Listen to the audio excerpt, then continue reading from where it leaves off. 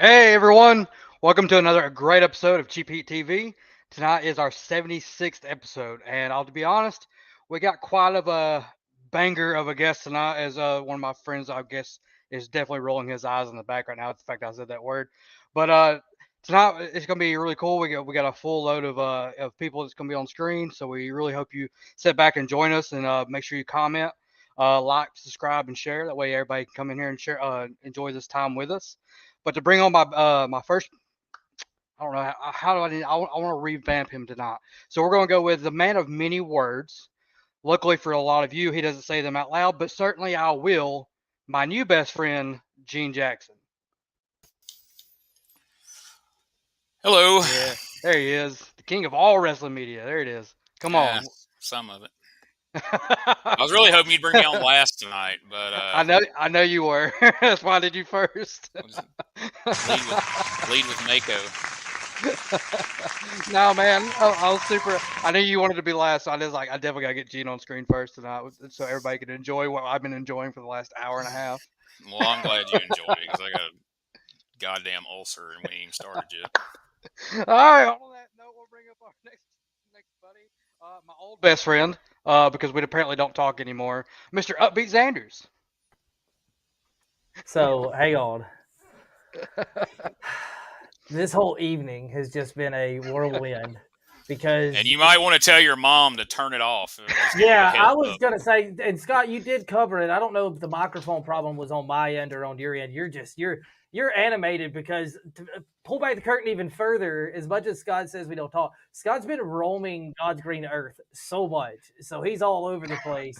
I'm just happy to have him here, looking like Gavin DeGraw. And nobody gets that reference. No, not at all. Sorry. But somebody that will get that reference is a little bit older than me, but he will get this reference. I guarantee it. My beautiful bald bestie, Mr. Pickup Artist, Mr. Welcome to the Culture, Shane Mako. I don't want to be anybody. What's that? Devin Granal? I don't want to be anything. Only about Yeah. One Tree Hill. Love that show. Gavin DeGraw. Good show. One Tree Hill. Good. See? Mako, what's up, dude? So wait, is this how many episodes have you been like consecutive? Two? Hang on. Do I need Smokey might be stressed on the boards tonight, but I feel like applause would definitely be something. But I don't think we're going to get it from poor Smokey tonight. There was an applause earlier. He's been away on tour teaching promo classes. He's been, boy, that's a booked up man right there. Then you got to show him. You got to do. You got to do your due diligence because obviously, I guess people out here are just maybe Smokey doesn't want to be on. Wrong. Smokey doesn't seem like he's going to be on much tonight because he's been in a foul mood. It didn't end. Smokey. Okay, we'll push on. I'm sorry, Smokey. He gets mad at me when I rant. Mako, what's up, dude? You've been here early. This is like a Christmas miracle for all of us, dude. You were contributing. How's your contributions feeling before the show? I haven't moved off this couch in like forever in a week. Just sitting here doing nothing, watching TV and playing video games. Awesome, man. That's good to hear. How's your mom? Last time we talked to you about your mother, it was. Oh yeah, I saw her. She stopped by. She said I was adulting well. Awesome, dude. Well, congrats. Well, that's a bigger thing than what. She said I had an adult-looking refrigerator. She went in there. She saw some food in there, and I was like, she's like beer, sandwich meat. That's an adult refrigerator. I was like, well, look at there. I'm making it. Oh, we have a Undertaker wannabe on the show this evening, Gary, saying that he looks like he's one of LAX. That's not an Undertaker wannabe. Oh, that's an LAX gimmick. Awesome. That's nice. I like that. Well, let me just clarify that any look I may have on my face has nothing to do with our guest Brett Michaels. I'm excited to have Brett Michaels on. It's we can go. I'm completely sorry. different. reason. But Okay. We'll go then. Well, let's go. Let's get to the main event here. Let's get. Scott, you All right. got it? Yeah, I got it. All right. Ladies and gentlemen, our guest tonight is Memphis Wrestling's own, the Gun Show, not from Poison, Brett Michaels. What's up? There he is. Not So, from man. Pete, baby. What's Not up, from people? Poison. I like how you threw that in there. Yeah, not from Poison. My This hair's is real. G Furious. So how often do you get that, Brett? I mean, how often do you? Man, I have to get hear that? tagged in all his posts. Like, I'm getting attention because somebody's not smart enough to go through there and look at the profile pictures when they write Brett Michaels. They're actually tagging him in advertisements, but they're tagging me instead. So, I mean, it They're works like, for man, me. he really hit the gym after Poison stopped touring. Like, Yeah, they're just like, dang, who's this guy? Okay, and then they don't fix it. I still get notifications every day for that other Brett Michaels guy. So, I mean, I was gonna say it's call because you're myself local. Axl Rose or something. No. That's what I was gonna works. say. We should start taking names now. Just that's how we get Just over. like That's how we add do a it. letter to Axel, and I promise it'll work because that's what I did. I'll just add R and I'll be Marco, whatever, which one. Marco What? O, add another O to it or something. I mean, What are you talking about? Marco. Marco Mako. Marco, Shane Marco yeah, that stunt. guy. Who is Marco. Oh yeah, that guy. Not Mark. All right. So one big thing that we've been dealing with a lot here, Brett, and I kind of want to throw it out there right off the bat so we can clear the air. Is there heat? Xander's, it's not you. It's his microphone, you dummy. Yes, I I my knew it. microphone. My Yes. sound just went out. Oh, I missed the whole perfect. question. Just look at That Xander's face. sounded like a rib as he builds up to it. One thing we really want to know is No, Just that's watching bad. Xander's face, and I already knew it was an issue. It happened earlier, and Xander's like, I can't tell. I knew it was Scott's, but I was like, wait for Xander's face. Xander's goes, he could not tell. Like everybody just went. It's so funny because I get excited and I twist and I talk a lot and like and it's just Scott doesn't deserve to ask the question. He might be muted for the rest of the show. To be honest, the fun thing is I have no idea what he was about to ask him. I don't know either. There's exactly. no telling, I know right? exactly. I know exactly, and his mic's still not working. So, like, I know probably that exactly. line through it, I'm guessing, but Yeah, Sign language to us, buddy. Use the signs. He buys it on Amazon, and that's where his problem is. He doesn't buy his Bullshit, stuff. Johnny. He swap locks his stuff, which is a good idea.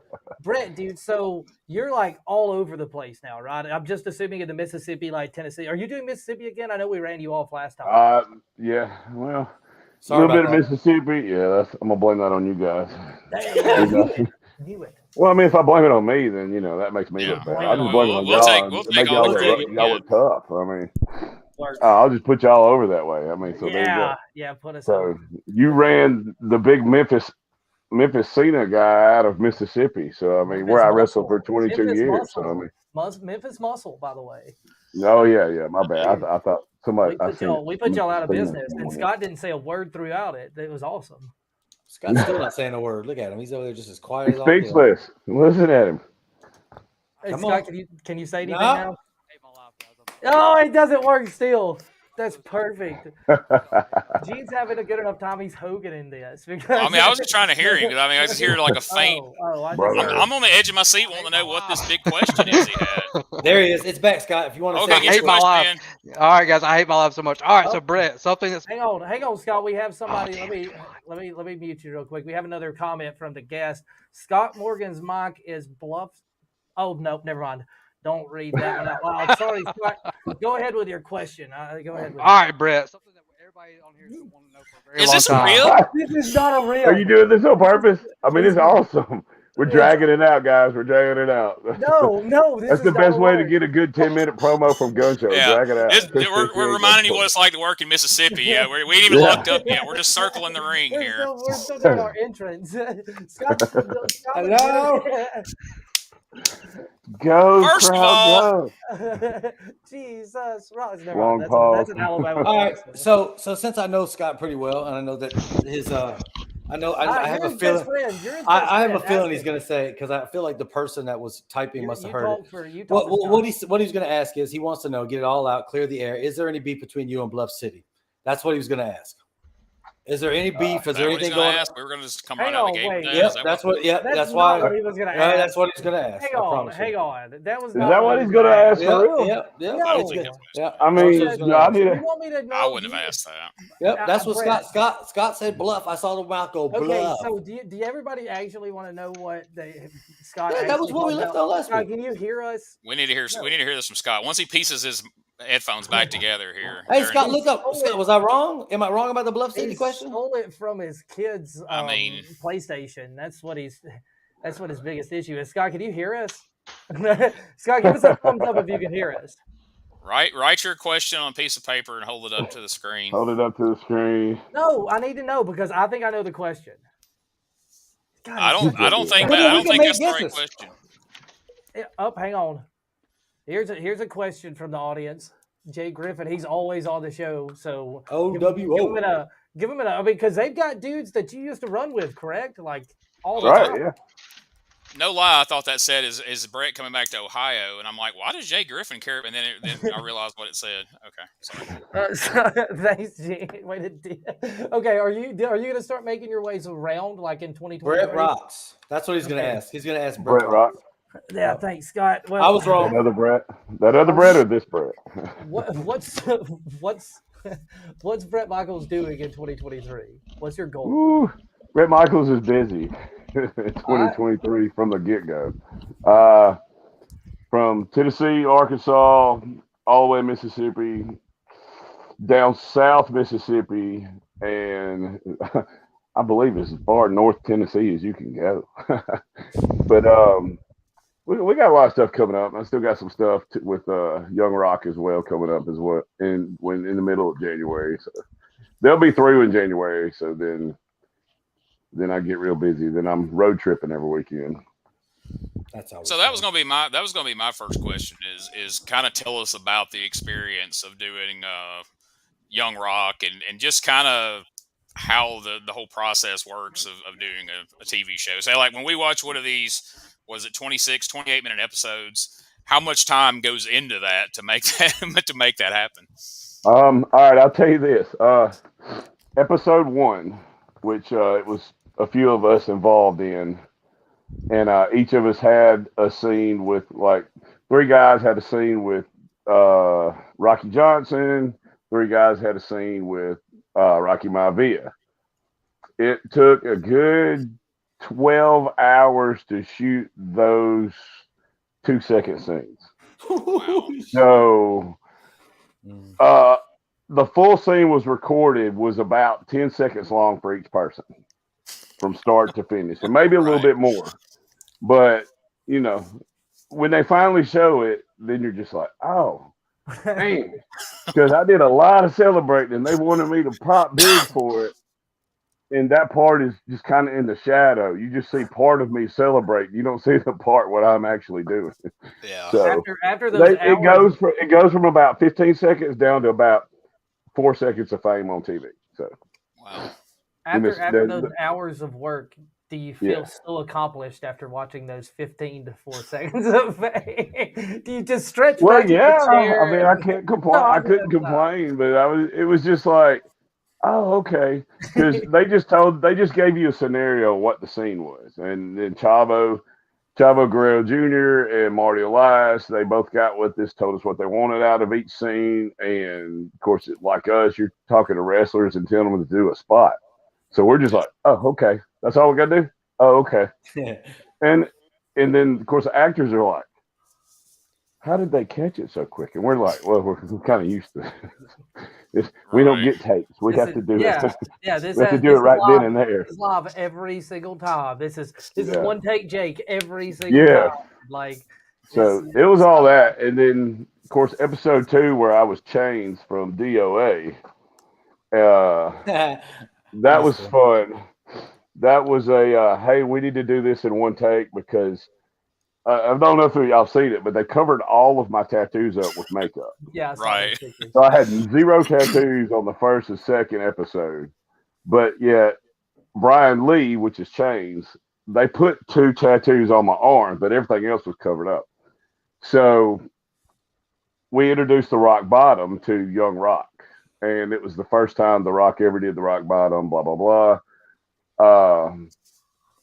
And it was Chains versus Farouk, and that's also when he joined the Nation of Domination. So it's pretty iconic, but they're like, we got to do the rock bottom in one take. And I was like, okay. And then, of course, I don't think you could really tell an actor we got to do this in one take because, there's so much they got to put up with every day and all day, even before they got to this part. And they just so there's a lot of walkthrough and talking where you don't get that in the ring as in a match, but it's a lot of hurry up and wait and a lot of retake, reset, start over from the top, start over from this spot. It's a lot of work. What was one thing you kept having to retake that was like, okay, for real, y'all better get this take or else I'm gonna be the big gun show instead of dude. Okay. So the scene that has me as Chains, the scene starts off with me coming around and hitting Farouk with a clothesline. And he bumps into the ref. The referee goes down, and then I bump him and then go for the cover. All right, so we had to shoot that clothesline about at least 12 times. Because they wanted different camera angles for the clothesline. They wanted just all kind of shots. They wanted different options for the clothesline. I was hitting this guy so hard with the clothesline, and he's an actor. He's not a wrestler. So he screwed up and told me, he's like, hey, I played football for so-and-so. I'm a 275-pound linebacker. I'm okay. Lay it in. And I'm just like, lay it in. That's my favorite line. Like the dumbest thing that could be said, and that's the first thing y'all say. Okay. So I was hitting this guy so hard with the clothesline that the makeup was coming off of my tattoos. And where I would hit him, you would see my makeup getting on him. So it was like, and then it got to the point where about halfway through, they was like, okay, reset. And it was the question, from what point? And they were like, let's go right before the clothesline. And then he was like, oh, God. Because I was popping him. I was Steiner lining him. If you I've been there. It hurts. So I did it the Rick Steiner's way, because if I did it my way, which I did on one of the very first take, I put him on his ass. And he was not supposed to bump. He was supposed to fall in the ref. I put him down because he told me to lay it in. I hit him and he fell down. And I was like, oh, God, I'm fired already. I ain't even done my scene. So I just killed the actor. So you're in all this gimmicked up thing, and then you bump this actor who is clearly not a worker. And he's not supposed to bump. I was like, boom, boom. Oh, God. Did you think you lost? They went my...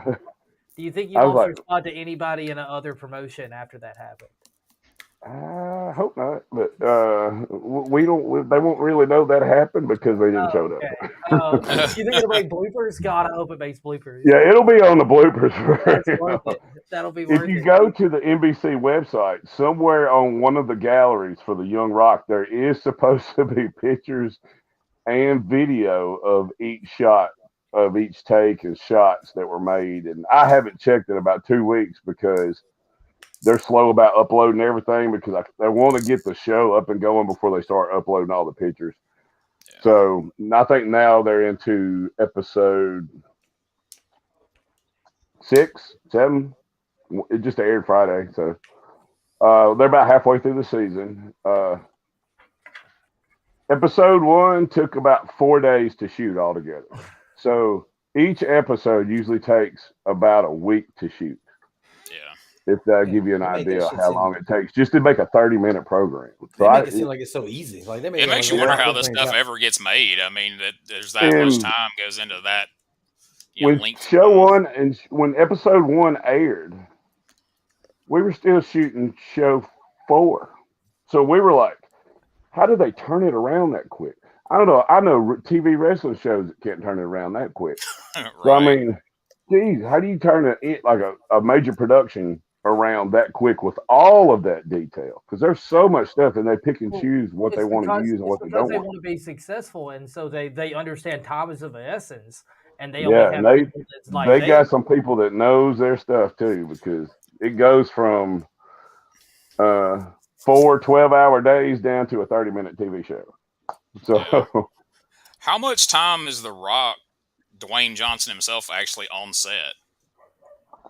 At all? Or I mean, because I've seen he's in Memphis. I assumed most of his scenes with the guy that he's talking to are usually being filmed out in Hollywood somewhere. That's shot somewhere else, because I'll just be honest with you, just from hearsay, he was only here at the beginning when they shot episode 1, when he had to do some outside appearances.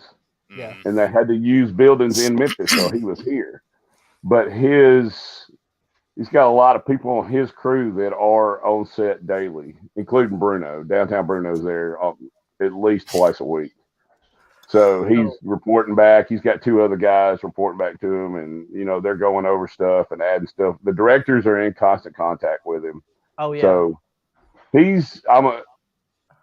whoever does his Instagram, they do a good job, because I know several times that they posted like Memphis pictures and stuff, and I know for a fact that he was out promoting the movie in LA or some other country, and he was not in Memphis.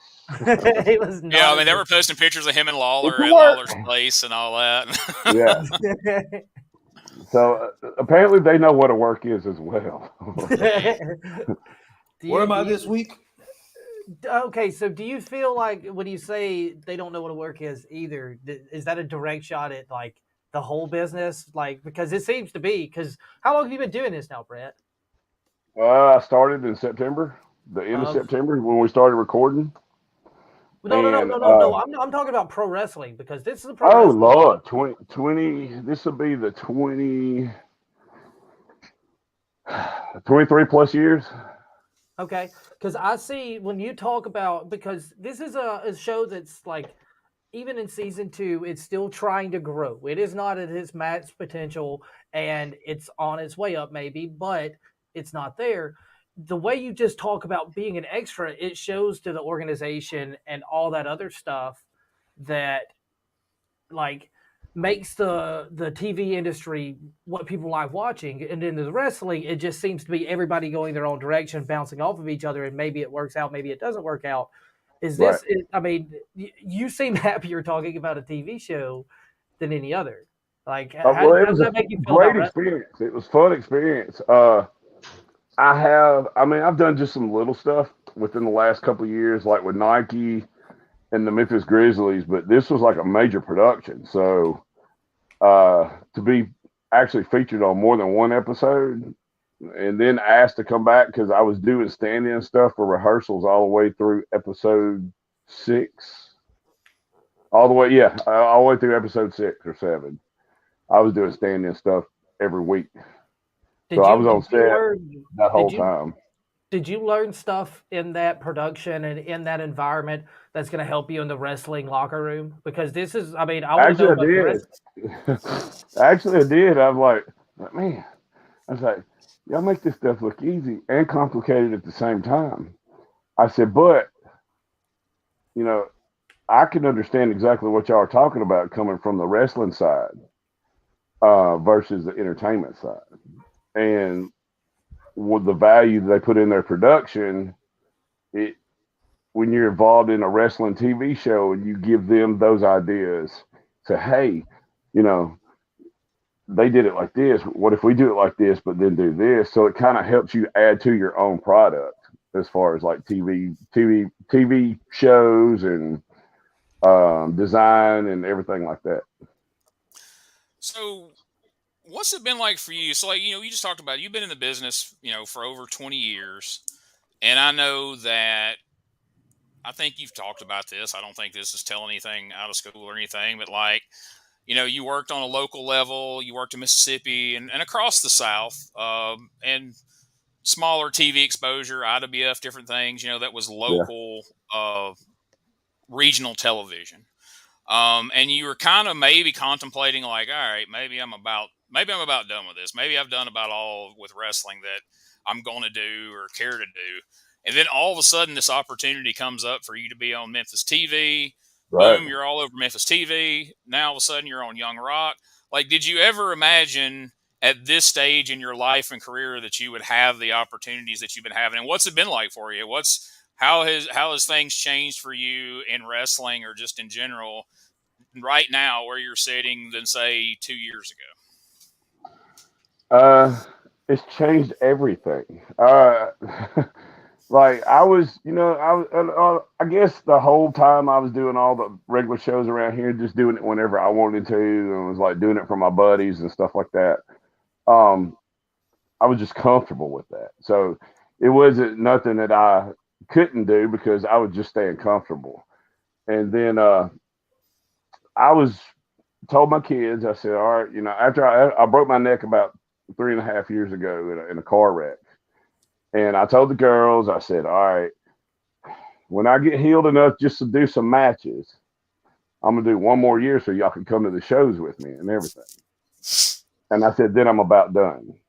And they were like, okay, because I mean, they watched the WWE stuff, and then I would be sitting there with them watching it and then tell them about, how, blah, blah, blah, blah, blah. That person is, they can do this with that. And so they were like, well, why don't you start wrestling again? And I was like, I can, but I was like, I'm getting old. I was like, when you get my age, look, this was still about 4 years ago. I was like, when you get my age, you're kind of phasing out.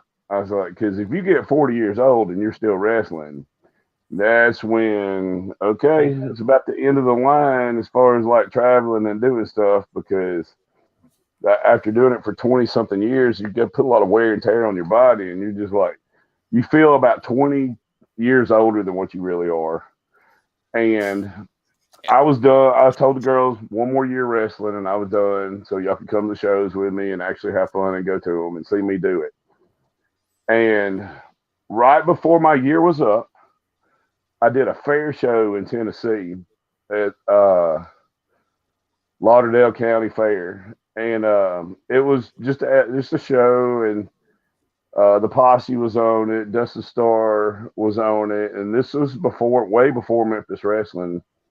That night, Dustin came to me, hey, COVID's got everything shut down. We can't do anything right now, but I might have an opportunity to do a Memphis Wrestling show. He said, that's the plan. We're just waiting for the okay. And I was like, that's cool. And while he's telling me that, I'm sitting there going, that's going to be outside my window of my 1 year and I was done kind of deal. So I was like, well, okay, I could just do this. I could do one show in Memphis just to say, hey, I did Memphis Wrestling. Because I grew up on Memphis Wrestling. I grew up on Eddie Gilbert, Jerry Lawler, Bill Dundee, Dutch Mantell, Don Bass, Brick House. I grew up on all of them. And it went from, hey, I need you for that show. Yeah, all right, that's cool. When is it? We got the okay. We're ready to go. We're going to do our first TV tapings in February. So I'm like, okay. So then I'm like, okay, well, I'm not expecting anything.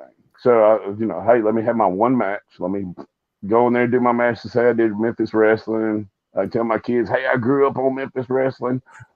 I did Memphis Wrestling. Bucket list. I'm done.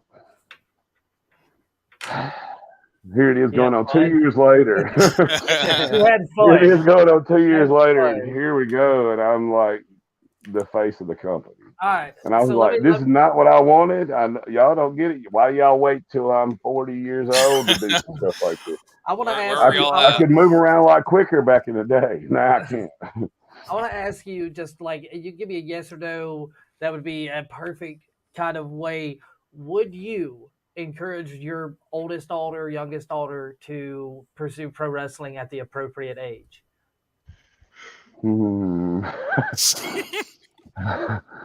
How do I say this and not get like beat up by my mom and their mom? Yeah, I was about to say, would you say, okay, we will give you I could say this. I could say this and not get in trouble.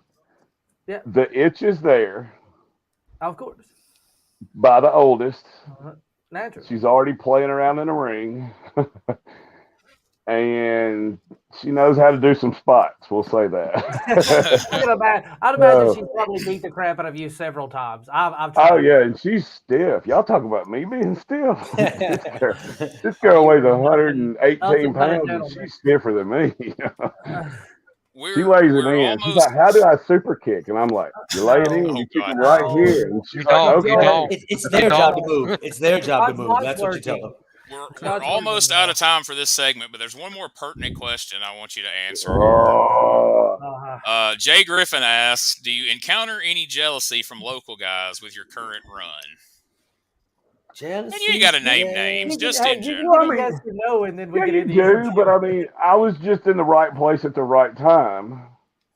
And when I show up at a show, I don't say, no, I don't want to do that. No, I don't want to do that. No, that'll make sense. Yeah, I mean, or don't add me to that. I'm just like, what can I do to make the show better? How can I help? That basically is what I do. But you don't take it personally because you know the wrestler mentality. Every wrestler thinks it should be them main eventing on TV, that they should be the face of every. So I mean, that's what I'm saying. Like, I'm sure you don't lose any sleep over it. And like, oh man, these guys are jealous, or they think I'm this or that. Right. It's like, it just is what it is. It's the nature of the beast. They do, but I mean, I get it. But I'm also the one that says, hey, I don't have to be in that spot. Like, I tell them, like, hey, like whenever they introduced me and Mike Anthony, at the very beginning of the feud that was just supposed to be 3 months, and here it is a little over a year later, and we're still going in it. I was like, okay, all right. So when do I drop the bet? And they were like, no, we can't do that right now. I was like, man, but Mike Anthony, he's the man. I was like, he's the hardest worker on the roster. You're the man, Brett Michaels. I just look pretty on TV. I'm like, this dude works his ass off, and I just look pretty. Dude, you're the man. What are you talking about? I've got to work you like several times, and Scott was actually going to ask the question that Mako botched at the beginning of it was, do you and I actually have heat, or do you and the gentleman actually have heat? And the answer is, hell no, we don't have heat. Look at this picture right here. Hey. Look at that picture. Does that look like we have any sort of heat? Absolutely. I have that posted on my wall. Take that, Brian Trammell.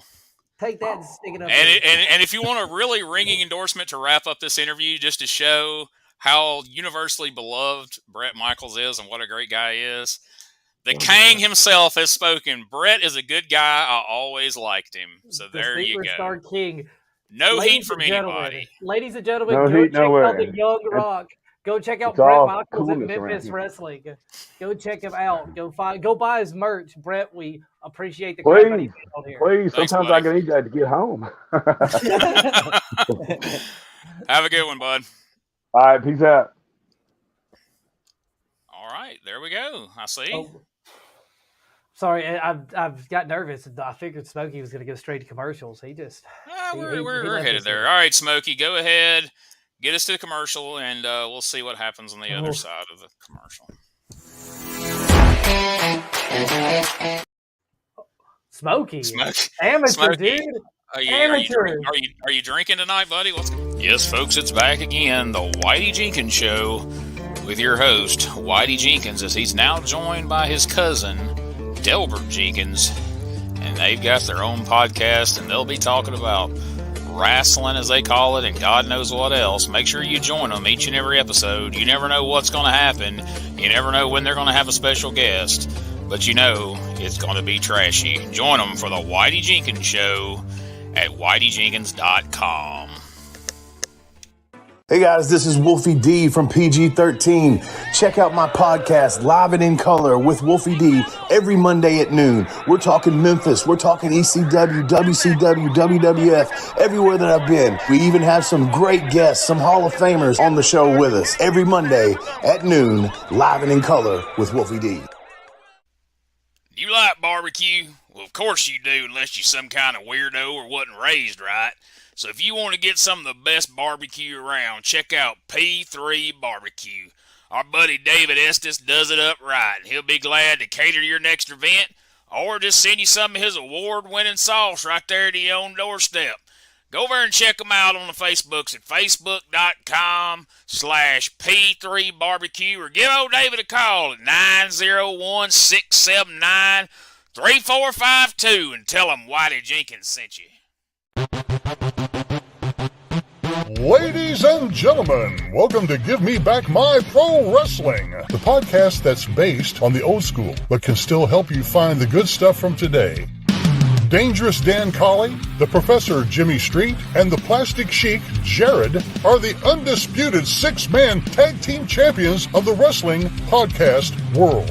From thought-provoking topics to superstar interviews to action figure expertise. This trio does it all, and all they ask is, give me back my pro wrestling! Every other Thursday, wherever you listen to podcasts.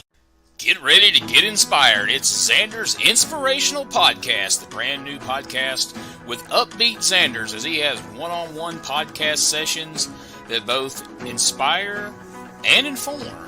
Check it out as Xanders has a one-on-one interview with some of your favorite people in and out of the professional wrestling business.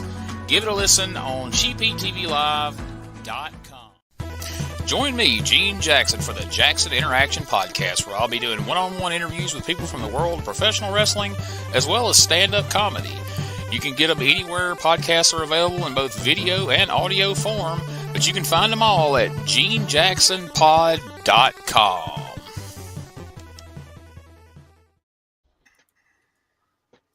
Johnny Dobson on the back side of that it says, thanks, War Machine. So, good job, War Machine. Mako. Welcome, King. What was that picture? Real quick. I know you were swap laughing. Holiday season. Holiday season. I get nothing but props for that picture. That picture's like the only good one I have. Do you? Oh, yeah, they love that thing. It's all over everything, all over the swipes. What, Tinder and all that? Come on, there's some. Well, we got it's always a holiday.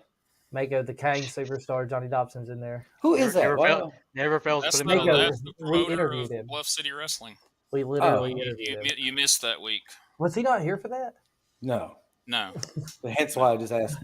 Well, Mako, to be honest. I knew who it was, Demi. Just always assume he wasn't here, Xanders. I mean. Fair enough. I just assumed you didn't know. That's big. I just know you did a public apology and all, whatever. Hey, so with Scott, your microphone work?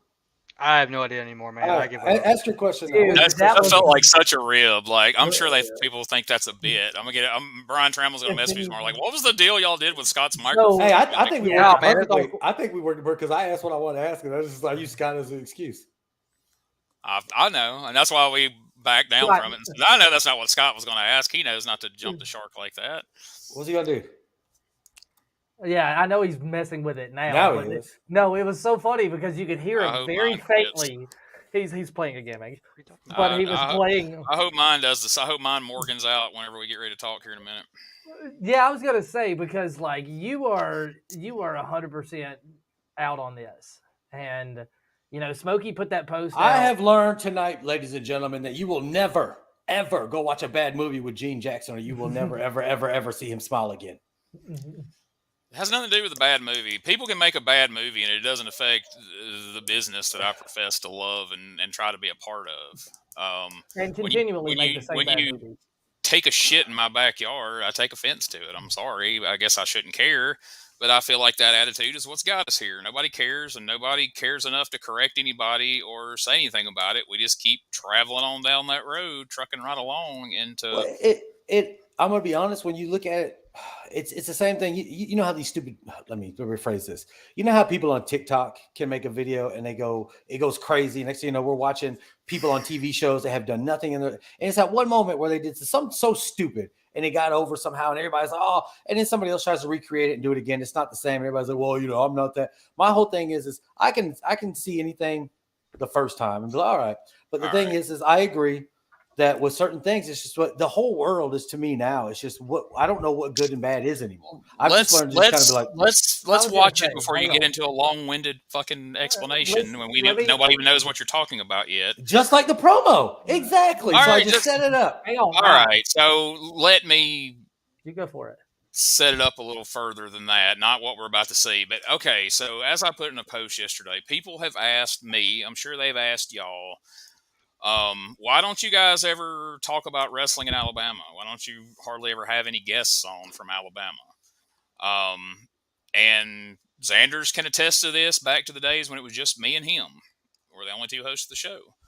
I said, we're going to stay away from local wrestling. We're going to keep our opinions out of things because we don't want to alienate any potential guests from being able to come on, because the promoter says, well, I don't want you on there because they said something bad about our show, or they're going to, criticize our show or whatever. So we intentionally kept our opinions to ourselves for the last nearly 2 years. There's been a couple of things we vaguely addressed, but didn't call anybody out on them or whatever. And then come to find out that certain promoters were still telling people on their shows, don't go on our podcast because we're a bunch of assholes and we're going to knock them. And we've always promoted people's stuff when they come on this show, regardless of how we felt about it or our involvement or lack of involvement. And the promotion we're about to talk about, if you go back to the history of my podcast, I always put this show over like $1 million. Back to the last time that Cabana Man Dan was on the show. We put over their show that was coming up in Gadsden. And at one time, I don't know that they were the best in the South, but they were the best in Alabama at one time, I would dare say, for a period of time.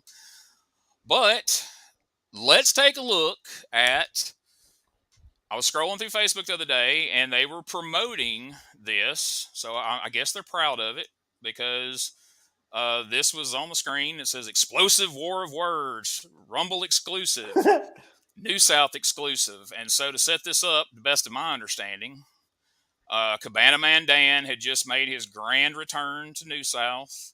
He won the Winter Wars Rumble, which means he survived 29 other New South competitors to win this Rumble and earn a championship title shot.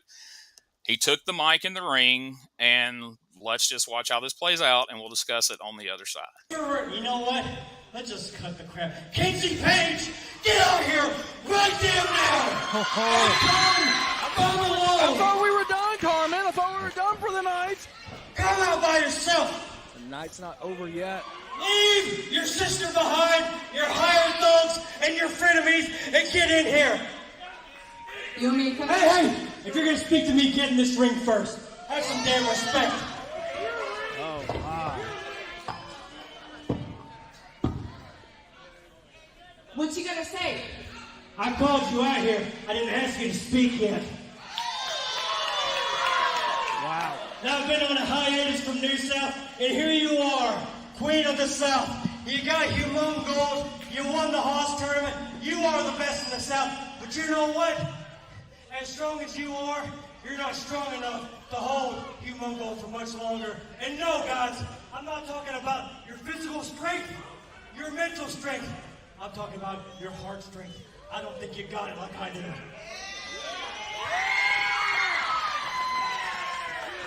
I'm finished. Hang on. So, your ass is gonna leave, take a break, leave the damn company, drop the ball, and you have the balls to come in here and tell me I don't have heart?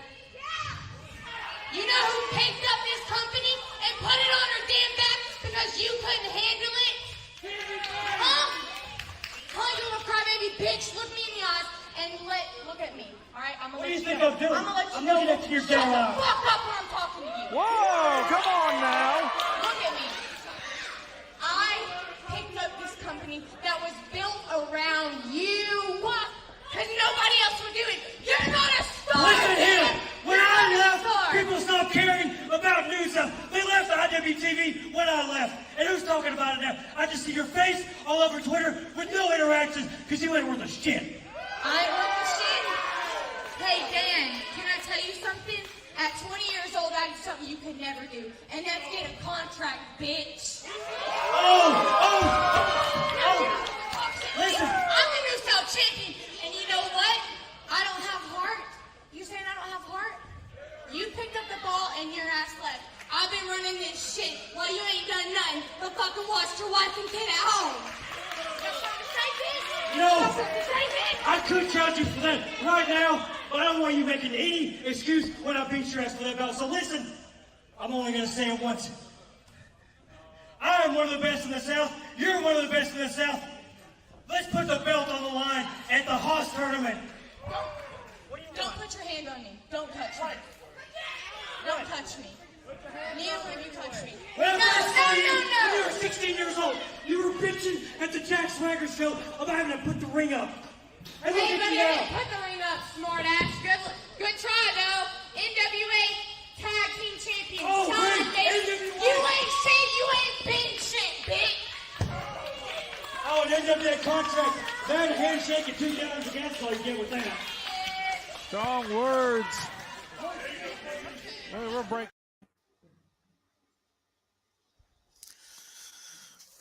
Okay. Shut your mouth when you talk to me. It's so cringy because it's actually what's in the state, and it's like this is part of it. Like this is supposed to be like holy cow, and to not cut mocks at that, it just the spots where I would be more than angry. Not even a chest bump, but like just so much stuff that was just oh my god. It makes people want to quit the business. It's so bad. It's okay. So there's a bunch of different things you can nitpick there. The F-bomb right out of the gate. The F-bombs. I know that people want to be trendy, and they promotions like GCW and different people do that kind of shit. But here's the thing: if you want to use that kind of language on the show, then make an adults only show. Have it at a venue that's only adults only, or only sell tickets to adults. I mean, that's ridiculous. But here's the thing: they call this stuff promos for a reason. It means that you're sending 2 people out in the ring, or however many people you send out to do a promo, to promote something, to try and sell tickets to something. And everything about that, to me, number one, if I was the promoter and I didn't send them out there with any specific instructions, and that's what they went out and did, I would have went to the people who recorded it and said, destroy that footage. I better never see the light of day anywhere ever again. But like I said, clearly they're not ashamed of it because they put it out there. It's explosive war of words, and one of the people involved in that promo shared it. First of all, okay, I understand, and I know I'm 45 years old, and not only wrestling, but half the world has passed me by, okay? I understand that in the perfect millennial utopia, we would be in a genderless society that you can wake up every morning and just decide what gender you want to be today. But I'm sorry, in professional wrestling, the heavyweight champion of the promotion being a 4-foot tall woman who weighs about 80 pounds, who is carrying around a belt that is bigger than she is not going to sell tickets, in my opinion. Maybe I'm wrong. She won the Halls tournament. Like she said, Cabana Man Dan went away for whatever reason. We won't go into all that. And she put the company on her back. Okay, first of all, calm down. This ain't the WWE or AEW. It's a goddamn weekend warrior show that runs around Alabama. So, thank you, Mark Bryson. So it's not all that. All right, you're not Dwayne Johnson carrying the weight of the world on your shoulders. She's NWA Tag Team Champ, bitch. Take a look around. Take a look behind them. Watch that video again if you can find it. Look around behind them and see how many people are in that crowd under the Kinsey regime of her carrying it on her back. See what that New South used to draw crowds. I know. I used to be there and see them. And looking around there, it's a sad state of affairs. Now, you could say that's us being biased.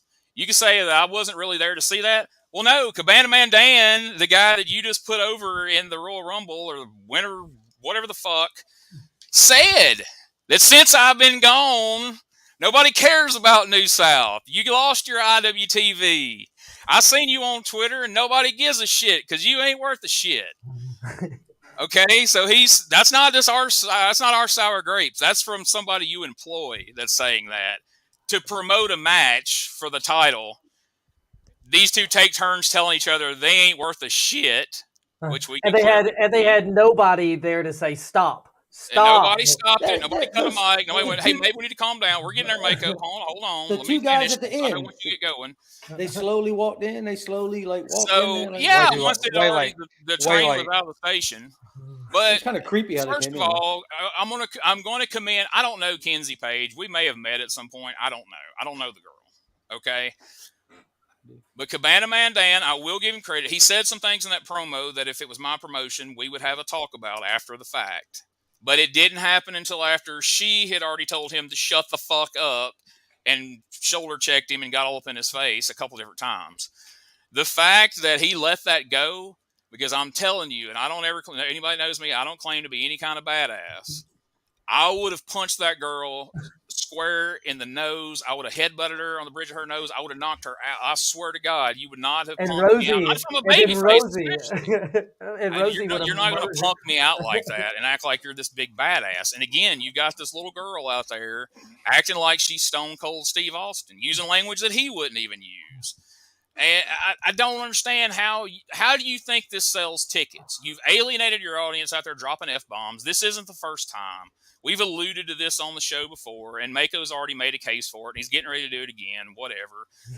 But you can't argue with us that it's smart, that this booking's smart, because look at your fucking crowd. Where did it go? Where did it go? It didn't love the F-bombs. It didn't love all this smart mark booking that, it's blurring the lines. We've already proved it. Vince Russo has proven time and time again that blurring the lines doesn't necessarily sell tickets. And I'm sorry, if you're trying to promote your big Hoss tournament and you were trying to promote a title match for that tournament, this ain't it. This did not. Neither wrestler came out of this promo looking good. The promotion didn't come out of this looking good. This did not do anything good for anybody involved. And this is the kind of shit that's killing wrestling, not just in Alabama, all over the place, but especially here in Alabama. Because I'm sorry, you have to, there's a term, read the room in comedy. You have to be able to read the room and you're in Alabama. This is the Bible Belt, regardless if it's 2022. And I know a lot of things have changed, but people do not want to bring their kids to a show to hear some little girl in the ring screaming "fuck." Old people don't. Old people don't want to watch that. Two people who, it looked like a damn fight broke out at a damn middle school pep rally. It didn't even look like grown people in the ring. I can say that too. That's where you can see you lost it. Right when she comes out when he's not ready. Did you notice that she popped out when he was still kind of turning around? Watch when she hops in to talk and she pushes the mic. He yanks it from her mouth and pushes it down. You can almost see that purely escalate all the way through. Right from that moment on, you can look at her face and tell she's about to go.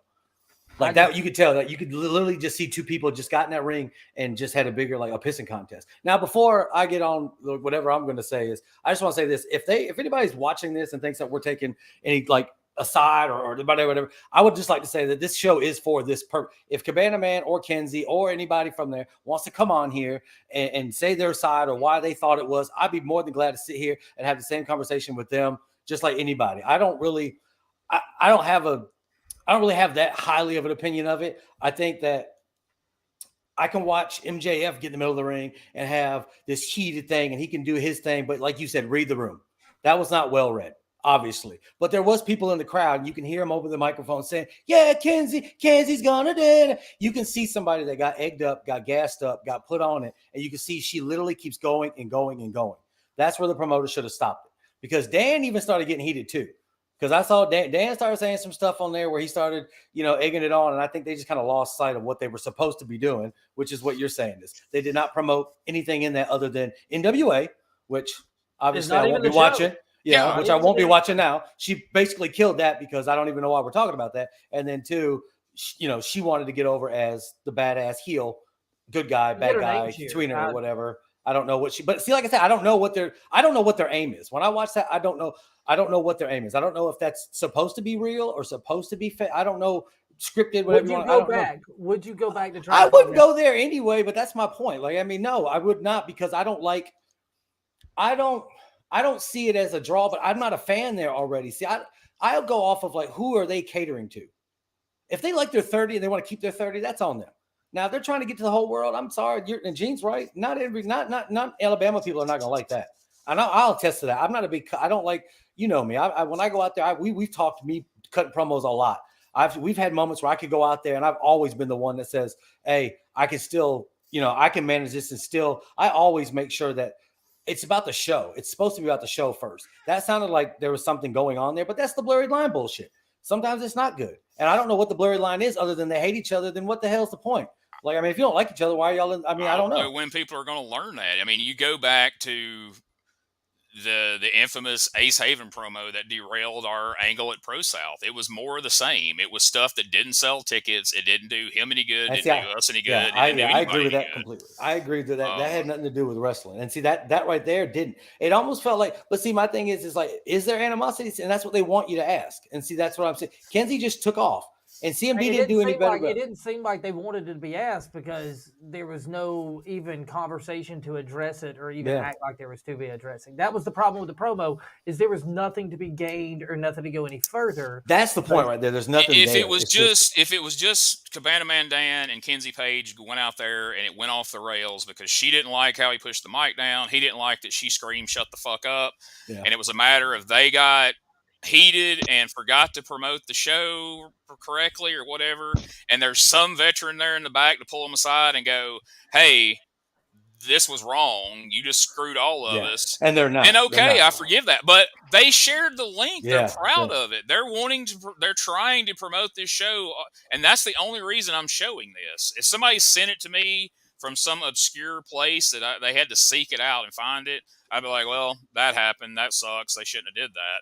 But when they're sharing it to promote the show as if this is something to be proud of or this is something that's going to make anybody want to see that match, then I'm going to point out the flaw in that logic. And if any of them disagree, that's fine. And like we said before 2 or 3 weeks ago, this is an open forum. Anybody that wants to come on this show and discuss this stuff, you're welcome to do it. And we're not going to cuss you. We're not going to. It's not going to be a heated. It may get heated. It may be a passionate debate, but we will give anybody who wants to an opportunity to speak their side of it, because I don't know a lot of this stuff. I don't think it's people setting out like, oh, we're going to kill the wrestling business or we're going to kill our own promotion. They just don't know any better. And again, there's nobody on the other side of that curtain to tell them, hey, man, you just shot us in the foot here. This isn't what we need. And that's all we're pointing out is like, it also would be good to know. It'd be good to know some of this stuff. Moments, teachable moments that there's nobody there to teach, apparently. And that's sad because it's hurting the business's reputation across the board. And something needs to be done about it.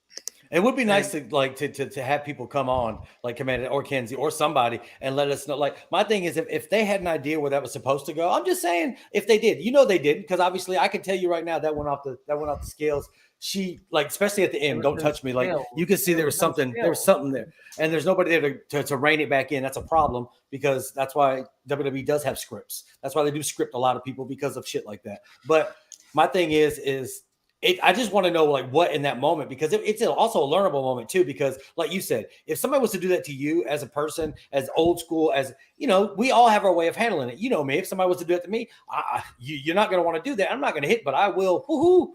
So it's going to go back. Quick. We're about to wrap this up. Go back and listen to this, guys, if you want to hear what Gene had to say. Scott, if you would have done that to Jimmy Rave, what would he have done to you?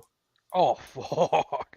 That did way less stuff. He would have chopped you in the throat. He would have chopped you as hard as he could. And see, that's what. If that would have happened, Jimmy would have, in the ring, pulled down my microphone and be like, hey, this is not how this is going to go. Either you do it right, or we're going to end it right here. And then he would put his mic up and he would get it back on track. What I was going to say is we're definitely going to get the comments of, well, y'all are just upset guys because you don't get booked on the show. Coming from a guy who has been booked on this show in the first year it ran, and we did very well as a tag team on the show, and all the way through to where I worked dark match for the Jack Swagger show. I've been on the show. I have no animosity toward the show. But none of us do. I used to be a huge backer of this show. Back when I was on the show and it was getting booked, the guys that they had in the locker room and everything else, and what they were putting the product wise in front of the fans is not what they're doing now. And you can see the difference in the crowd by that means. And that's basically the argument for all of this. That's maybe why you shouldn't let your crowds book your shit. That's another thing too, is maybe you should take a look at your crowd. Do you really want that to be your base or not? Maybe that's what they're doing. Maybe they're trying to cater to that 30 or too much. Who knows?